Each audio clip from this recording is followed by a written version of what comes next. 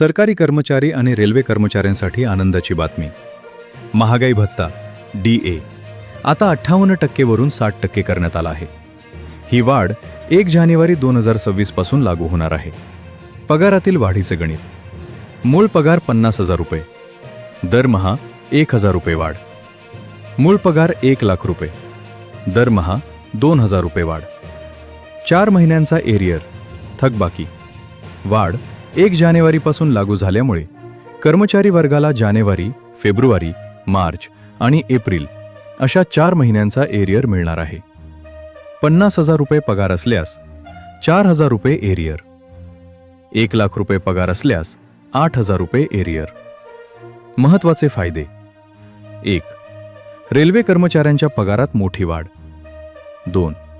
DA वाढल्यामुळे HRA आणि इतर भत्त्यांमध्येही वाढ होणार. 3. वाढीव पगार आणि एरियर लवकरच खात्यात जमा होणार.